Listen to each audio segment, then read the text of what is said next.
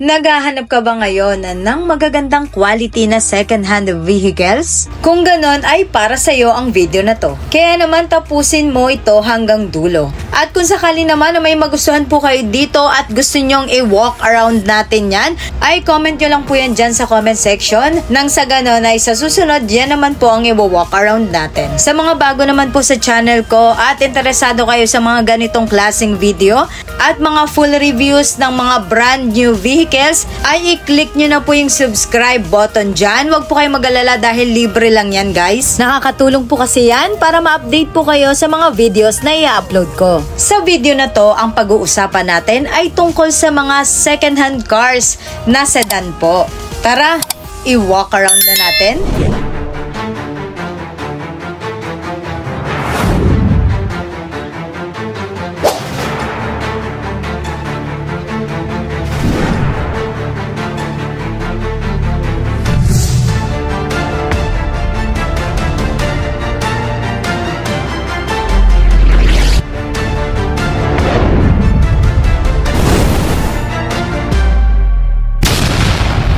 Ito ang 2019 Honda Civic 1.8 liter E Continuously Variable Transmission. Dito sa harapan, kung titignan natin itong headlight ay napakaangas at projector type na po ito, kaya naman hindi sabog yung liwanag nito. At kung sakali namang mapadaan po tayo sa sobrang dilim na area o kaya naman umuulan, ay mayroon po tayong dagdag liwanag gamit itong front fog lamps. Kapansin-pansin din po itong angas na design ng alloy wheels. Ang size po nito ay 16 inch at ang tires nito ay 215/55 R16. Safe and convenient naman makapag-park dahil equipped na po ito ng rear view camera.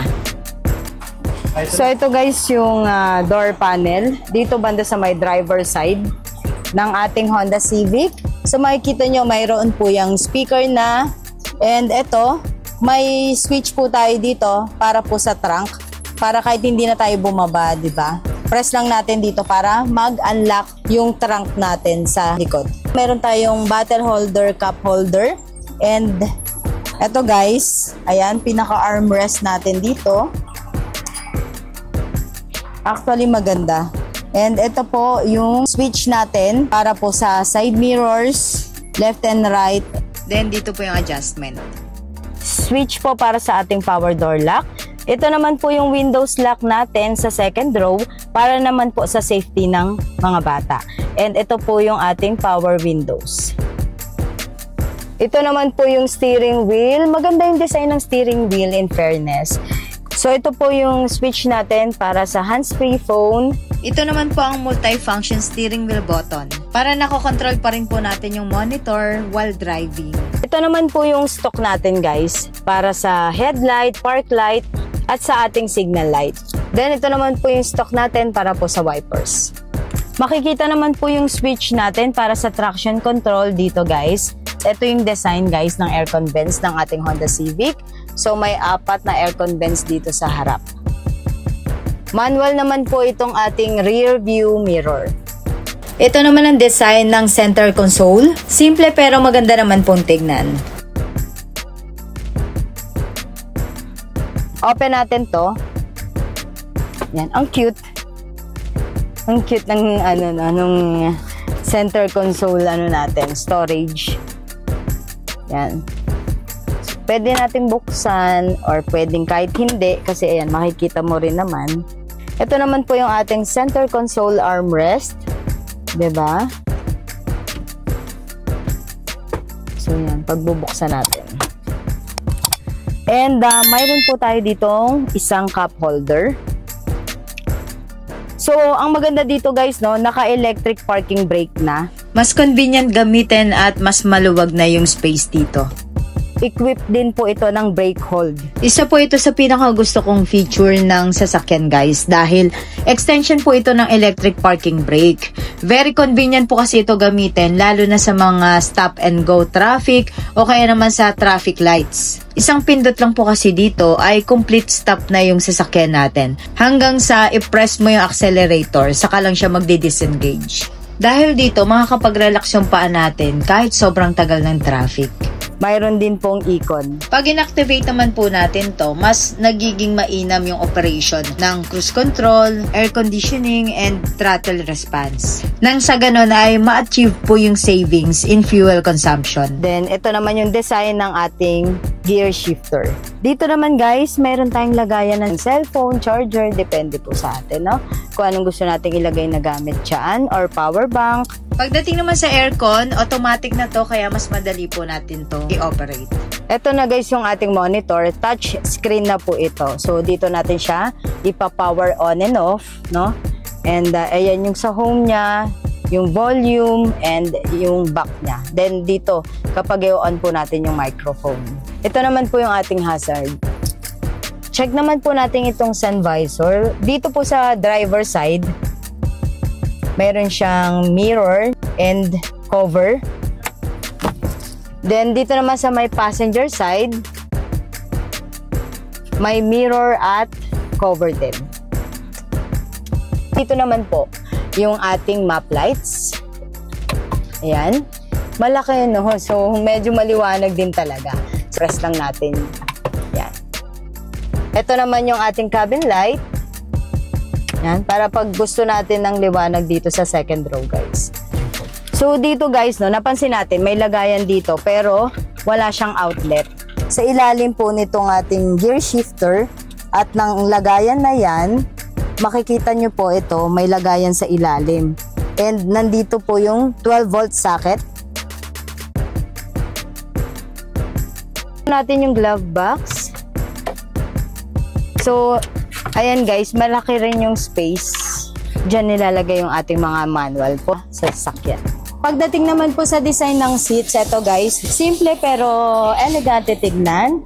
At ang material po nito ay fabric. Manual adjust po tayo pagdating dito po sa ating seats guys ha. Mapa driver seat and passenger seat.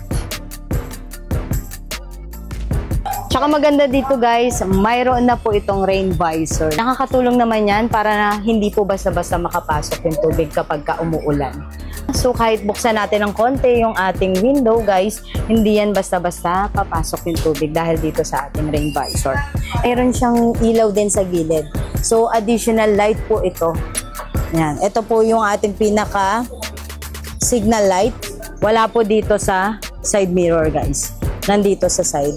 Naka-accessories na po itong door handle.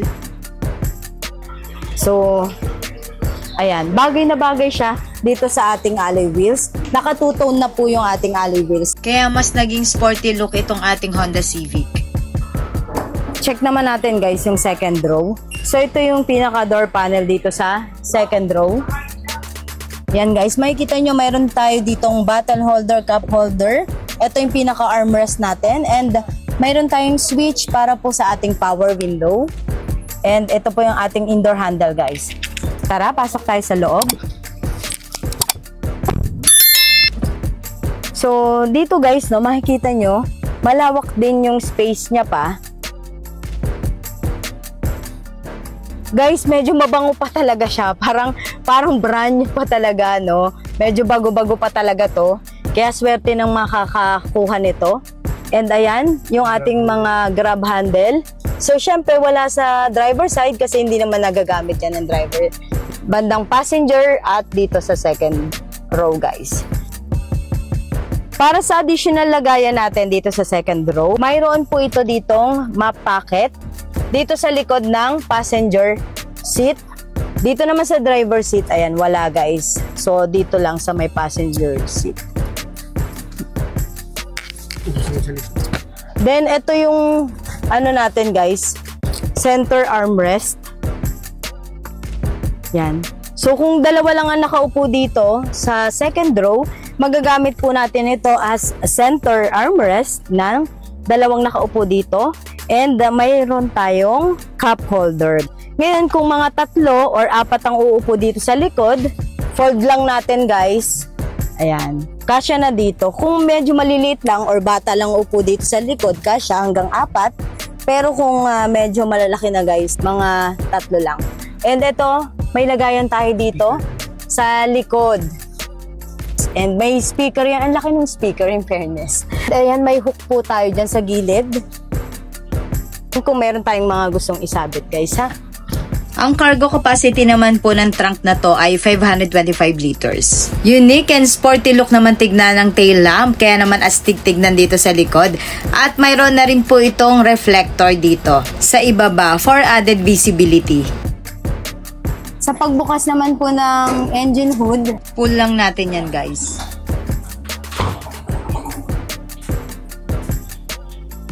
Ang 2019 Honda Civic ay may engine na 1.8 liter inline 4-cylinder 16-valve single overhead camshaft. Ang displacement nito ay 1,799cc at mayroon po itong maximum power na 139 horsepower at torque na 174 Nm. Pagdating naman po sa fuel tank capacity, pwede hanggang 47 liters. At tandaan po natin dahil petrol engine ito, kaya naman gas po ang ipapalagay natin dito guys ha. Ang Honda Civic po na ito ay may mileage na 30,000 kilometers. Mayroon po itong airbags at 2 remote keys.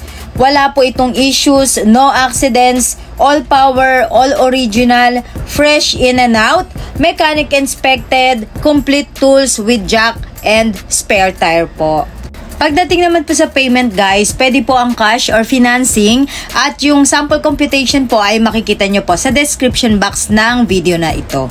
Sa mga gusto naman po malaman ang price nito ngayon, ang 2019 Honda Civic ay nagkakahalagang 908,000 pesos at negotiable pa po ito upon viewing. Available rin po itong 2022 Toyota Wigo G CVT sa halagang 578,000 pesos at negotiable po ito upon viewing. Pwede rin po itong cash or financing at ang sample computation po ay nasa description box po ng video na to. Kung gusto niyo naman po makita ang full walk around nito, ay i-click nyo lang po yung link na yan. Nag-accept rin po kami ng trade-in guys.